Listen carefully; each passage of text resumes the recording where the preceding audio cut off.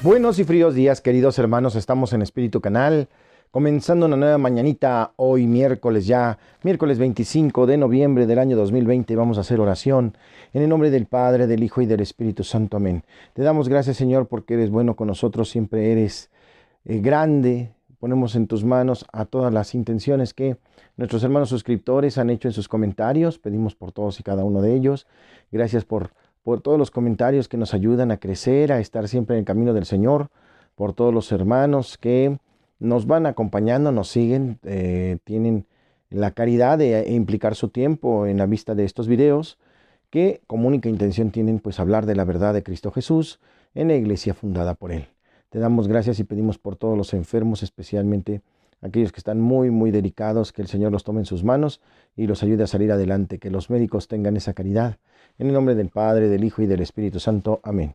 Yo soy el Padre Jorge Arturo Moreno y estamos aquí en Espíritu Canal. Bienvenidos en esta mañana. Lectura del Santo Evangelio según San Lucas capítulo 21, versos del 12 al 19. En aquel tiempo Jesús dijo a sus discípulos: los perseguirán y los apresarán, los llevarán a los tribunales y a la cárcel, y los harán comparecer ante reyes y gobernadores, por causa mía. Con esto ustedes darán testimonio de mí.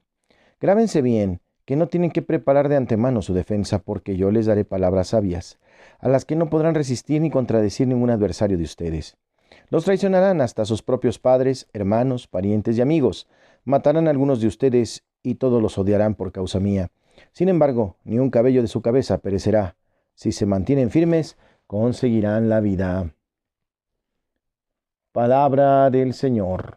Para el Evangelio del día de hoy, hermanos, pues está la promesa para los que perseveran, para los que luchan y siguen adelante en el camino de la fe, para los que no se dejan, pues, caer en la tentación o se dejan llevar por lo vertiginoso de este mundo que lleva al pecado y a la maldad. Sigamos luchando y esforzándonos. Es difícil el camino del Señor, lo sabemos, pero hay que seguir adelante. Sobre todo la persecución, ¿verdad? Dicen que habrá persecución, habrá provocación dentro de la misma familia, dentro del mismo hogar. Y esto es obvio, es lógico cuando uno se toma de la mano de Dios. Al enemigo no le gusta y busca las maneras de detenernos, de pararnos, ¿verdad? Gracias a Dios aquí en este espíritu nunca hemos tenido pues ninguna acechanza del enemigo o alguna falta de respeto o alguien que nos haya puesto un comentario en mala onda. No, al contrario, todas han sido bendiciones, todas han sido en una buena intención. Entonces, de esa manera continuamos nuestro camino. Sin embargo, por la vida todos hemos sido perseguidos en el camino del sacerdocio.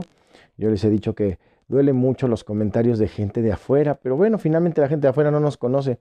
La gente de afuera nos cuelga milagritos, dicen que somos de tal o cual forma, pero no es así. Las patadas que duelen son las de adentro, las de los católicos que dicen que aman a Cristo y son los primeros que están juzgando a sus obispos, a sus sacerdotes, a sus compañeros, a sus hermanos de grupo. Son los primeros que tiran la piedra y eso duele mucho, porque se supone que somos familia y debemos estar unidos. Entonces, pues debemos de obedecer, de creer y de continuar, como dijimos el domingo pasado en la homilía, ¿verdad? Ahí está también en el Facebook que podemos ver, en Facebook Parroquia de Santa Lucía Escaposalco, ¿verdad? Donde decíamos, bueno, pues hay unos que incluso llegan a hablar mal de sus propios pastores y no creen en él y no lo siguen. Y es lamentable, ¿verdad? Entonces, pues vamos a confiar en el Señor que nos invita primero a esforzarnos, a seguir luchando, a no detenernos, a no cansarnos. Y si llegamos a cansarnos hay que descansar, se vale descansar, pero nunca renunciar. De eso se trata. Y los que van a sentarse a la derecha del rey, los que se van a sentar precisamente a un lado del trono, son aquellos que siguieron hasta el final, perseverando, luchando, esforzándose. Eso creemos y eso queremos. Que sea para todos. Bendito sea el Señor.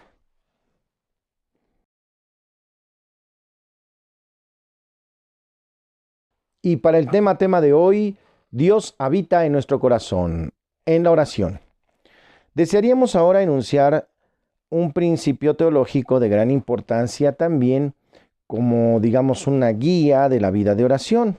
A través de este pretendemos ponernos en la presencia de Dios. Ahora bien, los modos de presencia de Dios son múltiples, lo que explica también la diversidad de formas de oración. Dios está presente en la creación y se le puede contemplar en ella. Está presente en la Eucaristía y se le puede adorar en ella. Está presente en su palabra y lo podemos encontrar meditando la Escritura, nos alimentamos de él. Sin embargo, hay otra modalidad de presencia de Dios cuya consecuencia es muy importante para la vida de la oración, la presencia de Dios en nuestro corazón.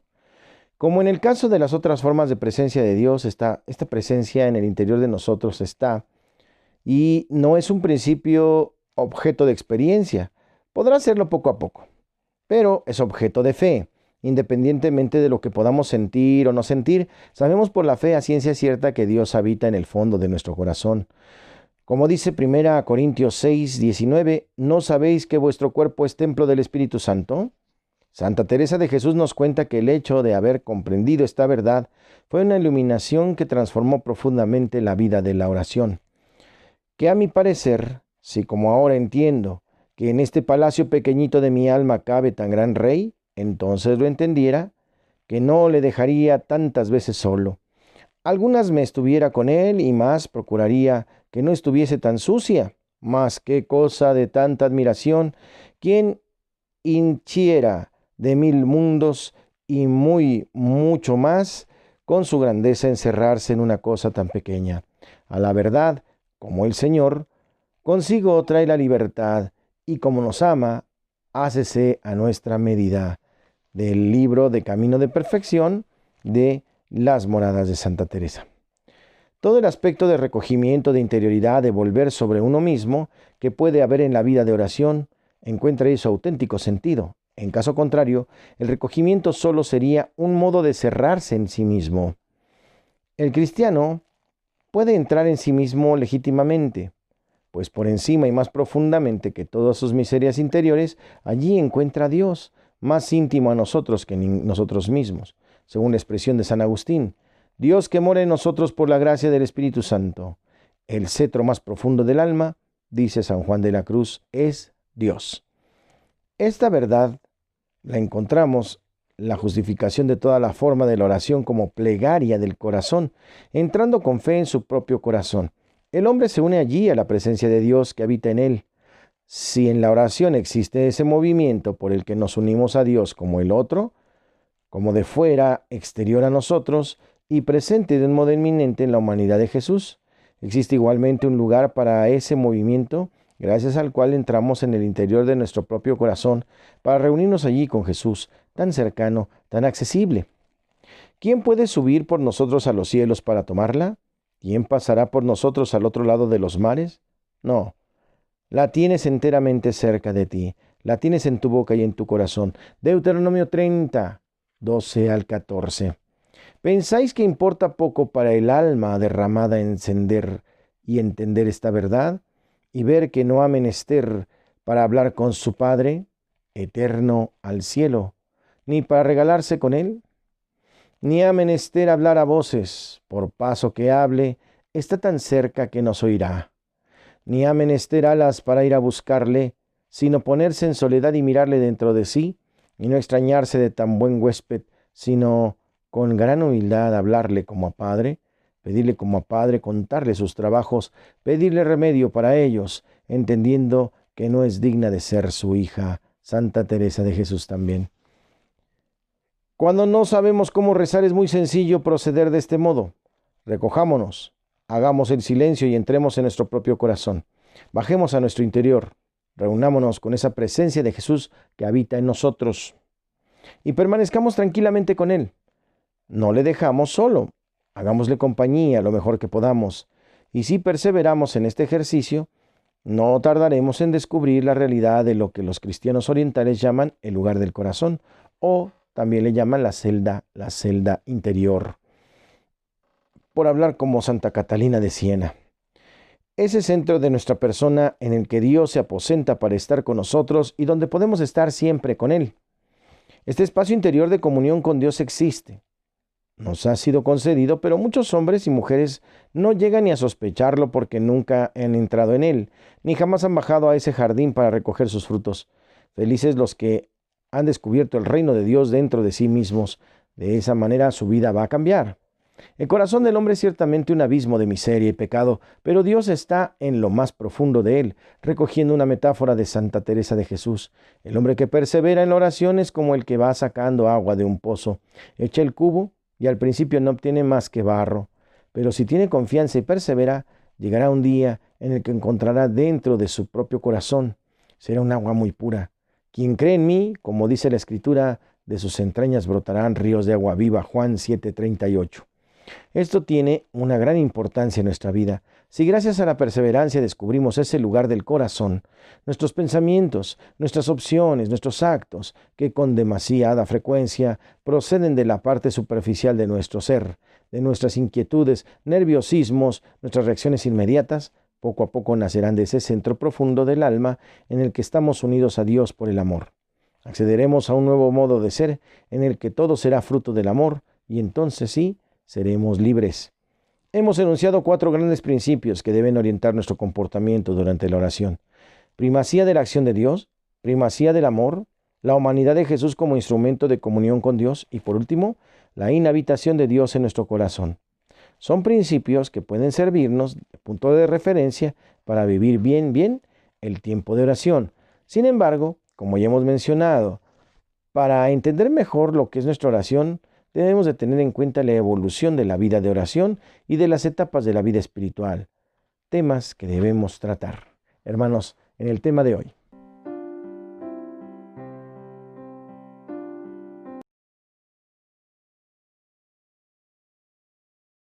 En Santos y Conversos, hermanos, hoy tenemos a Santa Catalina de Alejandría. Santa Catalina mártir, que según la tradición fue una virgen de Alejandría dotada tanto de agudo ingenio y sabiduría como de fortaleza de ánimo. Su cuerpo se venera piadosamente en el célebre monasterio del Monte Sinaí. La veneración de los restos de Santa Catalina en el Monte Sinaí y la celebridad del monasterio ortodoxo que lleva su nombre y que los guarda ha hecho que casi haya disminuido la figura del mismo Moisés. Se la venera tanto en Oriente como en Occidente. Los aficionados al saber la tienen como patrona. Nada sabemos con certeza histórica del lugar y fecha de su nacimiento. La historia nos tiene revelado el nombre de sus papás. Los datos de su muerte, según la Pasio, son tardíos y están pletóricos de elementos con los que se ha rellenado los huecos de lo poco que se conoce de su vida con alguna otra leyenda dorada. Lo que sí se sabe es que era una joven de extremada belleza y aún mayor inteligencia, perteneciente a una familia noble, residente en Alejandría, versada en conocimientos importantes filosóficos de la época y buscadora incansable de la verdad. Movida por la fe cristiana, se bautiza. Su vida está enmarcada en el siglo IV, cuando Maximino Daia se ha hecho Augusto del Imperio de Oriente. Sí, le ha tocado compartir el tiempo con este hombre semibárbaro, fiera salvaje del Danubio, que habían soltado en las cultuas ciudades del Oriente, según lo describe el padre Urbel, o con términos de Lactancio, ¿verdad? También observamos esta realidad. El mundo para él era un juguete. Recrimina al emperador su conducta y los enmudece con sus rectos razonamientos. Enfrentada con los sabios del imperio, descubre sus sofismas e incluso se convierten después de la dialéctica bizantina. Aparece como vencedora en la palestra de la razón y vencida por la fuerza de las armas en el martirio de rueda con cuchillas, que llegan a saltar hiriendo a sus propios verdugos y por la espada que corta su cabeza de un tajo. Sea lo que fuere en cuanto se refiere a la historia comprobable, lo cierto es que la figura de nuestra santa lleva en sí la impronta de lo recto y sublime que es dar la vida por la verdad, que con toda fortaleza se busca y una vez encontrada se posee firmemente hasta la muerte. Esto es lo que atestigua la tradición, la leyenda y el arte. Qué bien nos vendrían hoy unas cuantas Catalinas que sepan ser mártires por la verdad, que es lo mismo que ser testigos del gran Dios por quien se vive. Hermanos, en Santos y Conversos, hoy Santa Catalina de Alejandría. Y llegó el momento del chiste. Un saludo para todos los que también participan del humor y les ha gustado el chiste. Espero que les guste este. Resulta y sucede que está Pepito en la cocina esperando la comida con mucha hambre y le pregunta a su mamá: mamá, ¿qué hace mi papá todo el día? Y la señora que está cocinando con esmero le dice: mijo, tu papá trabaja mucho para que tú puedas comer bien rico. Y le sirve la sopa de verduras, a la que recibe Pepito en un plato con un gesto como de ay, ¿verdad? Y contesta: se me hace que mi papá hoy no fue a trabajar.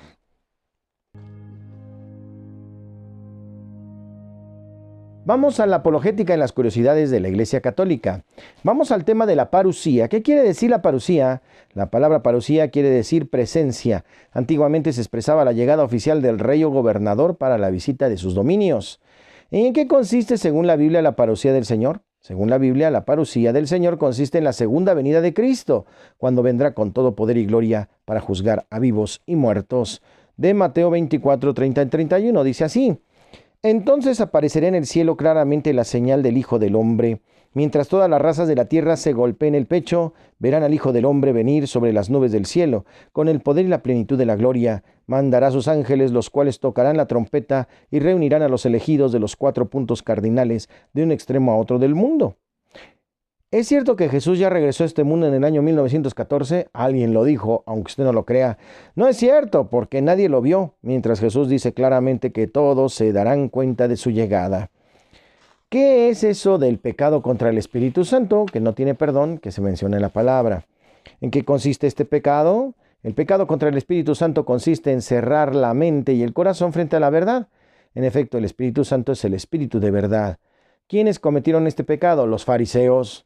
Cometieron este pecado, vieron los milagros de Jesús y se resistieron a creer. Lo vieron hacer milagros, lo tocaron, olieron a Jesús, vieron cuál era el perfume que usaba, escucharon su timbre de voz. El mismo Judas vio sus milagros y no le fue suficiente para creerle. Buscaban pretextos para no aceptarlo y tuvieron que decir mentiras para condenarlo. Le trajeron en ese momento un endemoniado ciego y mudo. Jesús lo sanó, de modo que pudo ver y hablar. Con esto todo el pueblo quedó asombrado y preguntaban: ¿no era este el hijo de David? A los que respondían los fariseos: este echa los demonios por obra de Belcebú, rey de los demonios. Mateo 12, 22 al 24. Por eso les digo, se perdonarán todo pecado y toda palabra que ofenda a Dios, pero la palabra que ofenda al Espíritu Santo no se perdonará. El que habla en contra del Hijo del Hombre será perdonado, pero el que habla en contra del Espíritu Santo no será perdonado ni en esta vida ni en la otra. Mateo 12, 31 al 32. ¿Por qué no se perdona el pecado contra el Espíritu Santo? Porque impide al hombre el arrepentimiento. Y sin arrepentimiento, pues no hay perdón, lo sabemos. Tema: pecado original. ¿Cuál es el pecado original? El pecado original es el que cometieron Adán y Eva, al origen o principio de la humanidad, como jefes y representantes de todos los hombres. ¿Y dónde dice la Biblia que este pecado se transmite a todos los descendientes de Adán y Eva? En muchas partes de la Biblia habla de esto. Es suficiente recordar la carta de San Pablo a los Romanos en el Salmo y el Salmo 51. Dice Romanos 5, 19, por la desobediencia de un solo hombre, todos fueron constituidos pecadores. Ahí está. En el paralelismo que él hace entre Jesús y Adán, ¿no? Dice que Jesús es el nuevo Adán porque gracias a su obediencia entra la salvación en el mundo. Y en el Salmo 51, 7 dice: tú ves qué malo soy de nacimiento, en pecado me concibió mi madre. Pecador me concibió mi madre. Así dice el Salmo. ¿Qué onda con las peregrinaciones, mismas que ahorita no podemos hacer por esta pandemia? ¿Por qué los católicos hacen peregrinaciones? ¿De dónde sacan esta costumbre? De la Biblia, salió de la Biblia, hermanos. Dice: me puse alegre cuando me dijeron, vamos a la casa del Señor. Salmo 123, 1, que hasta le hacemos canto. Ya están pisando nuestros pies tus umbrales, Jerusalén. ¿Qué significado tiene la peregrinación? La peregrinación es símbolo del cristiano que camina, vamos en camino día con día al encuentro con el Señor por este mundo en busca de la patria futura. Salimos de la seguridad de nuestro hogar y vamos al encuentro con el Señor. De eso se trata la procesión, también en la liturgia de entrada y en la procesión hacia la comunión. Nosotros no tenemos aquí nuestra patria definitiva, sino que buscamos la venidera. Hebreos 13:14. Por eso somos iglesia peregrina, o sea, iglesia en camino, en movimiento, activa, militante en esta tierra aún. Un tema un poquito escabroso: la posesión demoníaca. ¿Cuándo se da la posesión demoníaca? Se da cuando uno o varios espíritus malos se apoderan de una persona. Mateo 9:32, Marcos 5:1-13, Marcos 9:17, Lucas 11:14, Lucas 13:11 al 16. Ahí lo menciona y lo señala. ¿Cómo se manifiesta? La posesión diabólica se manifiesta por lo general en enfermedades físicas, agresivas, blasfemias, fuerza excepcional, voces ajenas y rechazo de Dios. No es muy fácil que alguien sea poseso, no es fácil. Para que una persona sea posesa tiene que consagrar su libertad. No es de que Satanás se te mete así, ¡fum! No. Obviamente te habla, te tienta, te quiere hacer caer, pero no se te mete tan fácil. Tiene que haber ahí voluntad. Dice Marcos 5, 2 al 5, apenas salió de la barca, vino a su encuentro saliendo de los sepulcros un hombre con espíritu malo. Este hombre vivía en los sepulcros y nadie podía sujetarlo, ni siquiera con cadenas. Varias veces lo habían amarrado con grilletes y cadenas, pero él los hacía pedazos, y nadie podía dominarlo. Andaba siempre día y noche entre los sepulcros y por los cerrojos gritando, lastimándose con las piedras. ¿El demonio puede apoderarse de cualquier persona? No, no, no, no. El demonio puede apoderarse solamente de los que viven en el pecado, eso sí, mientras no pueden hacer nada en contra de los que viven en gracia de Dios. ¿Quién es más fuerte, el demonio o Jesús? Jesús es el más fuerte. Por eso el que cree en Cristo puede expulsar a los demonios. Estas señales acompañarán a los que crean. En mi nombre echarán los espíritus malos. Marcos 16, 17. Los 72 volvieron muy felices diciendo, Señor, en tu nombre sometimos hasta los demonios. Jesús les dijo, yo veía a Satanás caer del cielo como un rayo. Sepan que les di poder de pisotear a las serpientes, a los escorpiones y a todas las fuerzas del enemigo, y nada podrá dañarles a ustedes. Lucas 10, 17 al 19. Procesiones, tema de procesiones. ¿Qué onda con las procesiones? ¿Para qué sirven? Las procesiones sirven para expresar públicamente la fe de un pueblo, que hemos dicho que camina. David y toda la gente de Israel subía al arca de Yahvé entre clamores y toques de corneta. Segunda Samuel 6:16. Ahí están algunos puntillos más en la cuestión de la apologética de la fe. Defendamos nuestra fe, vamos a conocerla, ¿verdad? Que no nos bailen, que no nos digan. Cualquiera puede decir en el nombre de Yahvé, ¿verdad? Pero no, hay que conocer bien la palabra para poderla defender. El Señor nos siga ayudando y vivir en la verdad. Para la rola del alma, queridos hermanos, para la rola del alma, vamos a escuchar Den Gracias. Den Gracias de María Angarita. Vamos con María Angarita en esta rola maravillosa del alma. Venga. Y para la buena onda de hoy, algunos hermanos se dedican a dar de comer a los indigentes en este tiempo de frío y también a ofrecerles una cobija, una chamarra para este tiempo de frío. Ojalá que en este año también se estén organizando este tipo de brigadas, es muy importante. Y si podemos participar sería muy agradable. No solamente es el riesgo del frío, sino también del COVID en las calles. Entonces se debe tener también un cuidado a estos hermanos indigentes, a estos hermanos de la calle, con más caridad, con más entrega y con mucho cuidado. Recibamos la bendición de este video. El Señor les guarde, les protege, les bendiga, haga resplandecer su rostro sobre ustedes y les conceda la paz. Que les bendiga siempre el Padre, el Hijo y el Espíritu Santo a todos ustedes y sus familias. Estamos en este canal de YouTube, Espíritu Canal, que es tu canal. Gracias por suscribirse, gracias por compartir. Mandamos un saludo a todos nuestros hermanos que hacen comentario y que se suscriben. Favor de darle like a la campanita, favor de darle like al video para que este se conozca más y se sugiera. Muchas gracias, hermanos, nos vemos mañana.